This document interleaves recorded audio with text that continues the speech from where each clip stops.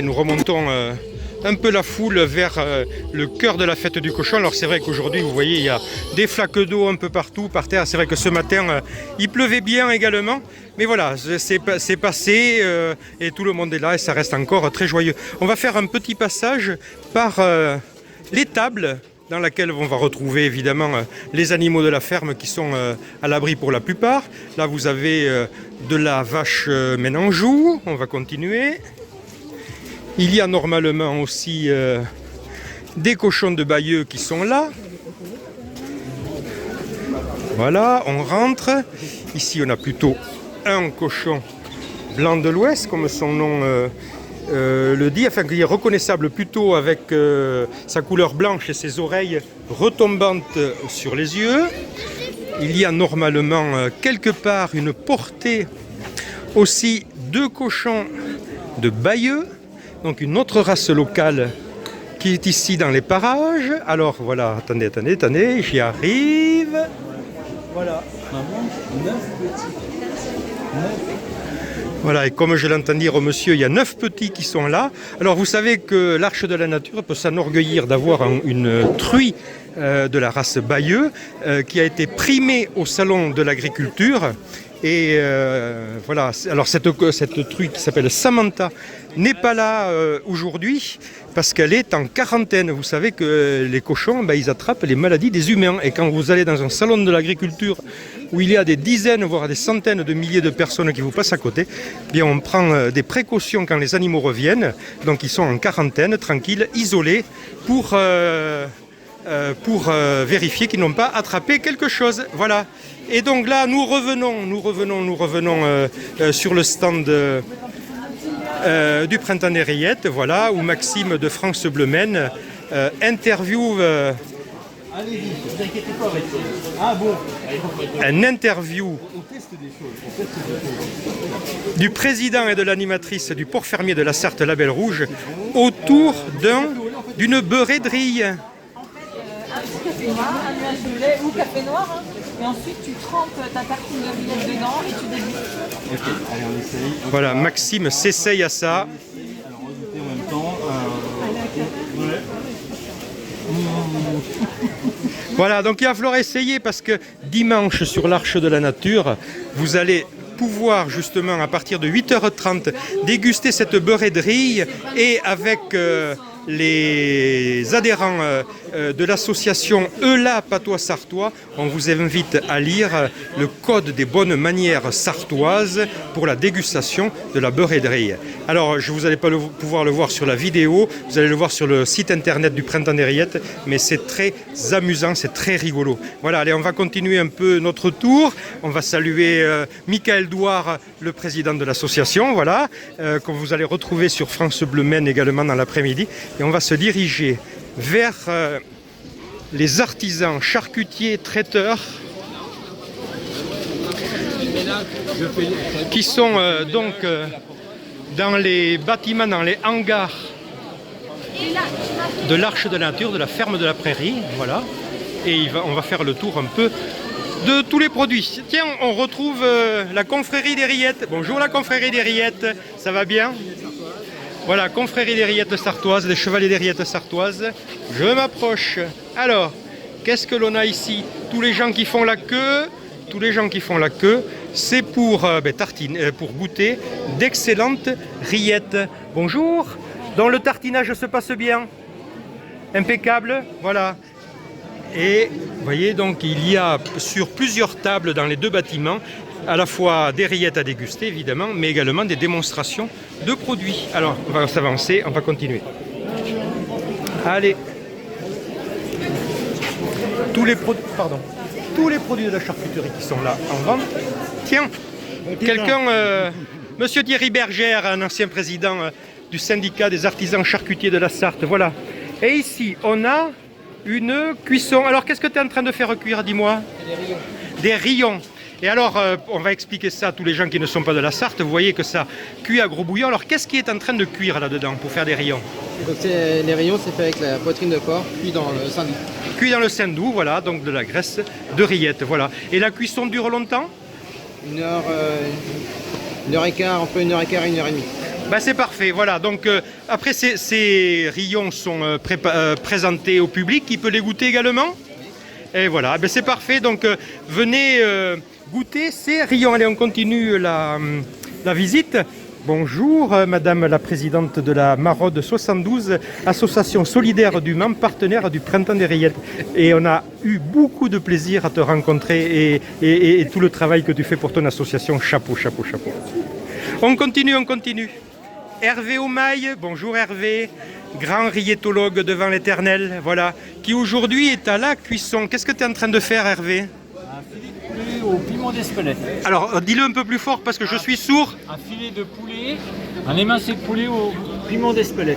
Voilà, ben oui, parce que les charcutiers traiteurs, dans le mot charcutier, il y a traiteur, et donc ils cuisinent du cochon souvent, mais il y a aussi d'autres produits, voilà. Et voilà, et donc il y a de bonnes choses, n'est-ce pas? Et vous avez préparé d'autres choses, donc ça c'est ce que tu fais goûter. Filet mignon de porc au cidre, Oui. du colombo de porc, de la volaille à la mexicaine et des filets de poulet à la marocaine. Eh bien, tu vas donner envie à tous les gens qui ne sont pas venus aujourd'hui à l'Arche de la Nature de venir absolument l'année prochaine. Voilà, voilà, tout à fait. Merci Hervé. Allez, on continue. On va voir également quelqu'un qui était très connu dans le métier de la charcuterie, Christophe Brisset. Oui, faut promouvoir le métier, savoir ce qu'on sait faire, c'est important.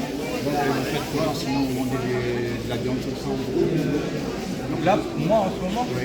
Ah non, je suis chef de cuisine maintenant. Ah oui, d'accord. Voilà,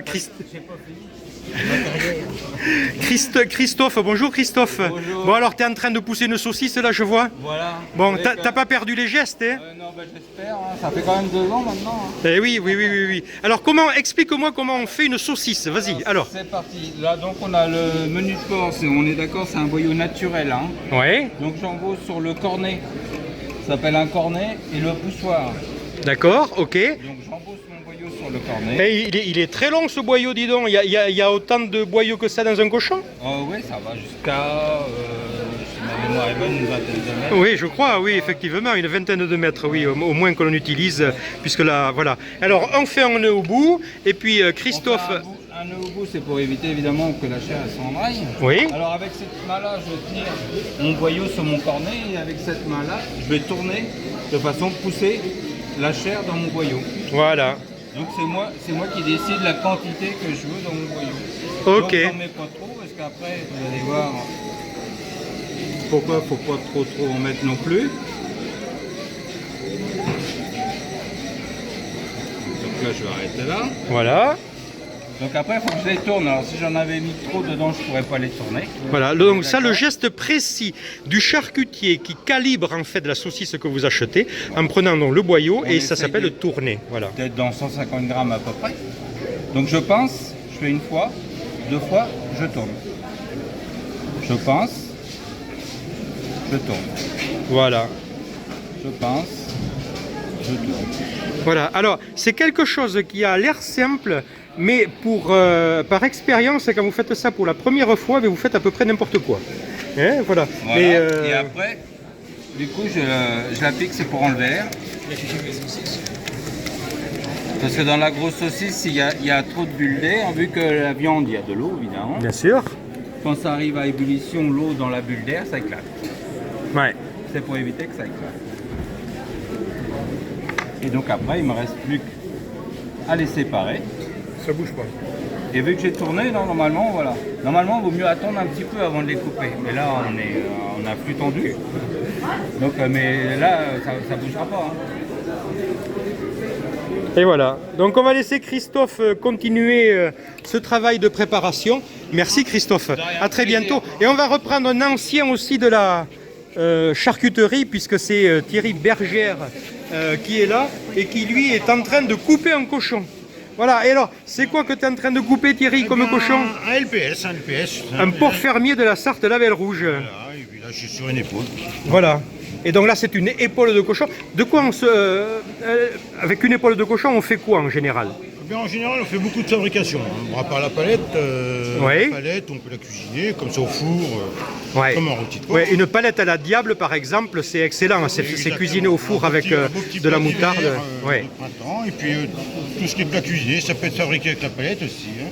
Voilà. Un colombo de porc. Oui, oui, oui, oui. Même, pourquoi pas une blanquette, on parle toujours de blanquette de veau. Oui, oui, oui, oui, voilà.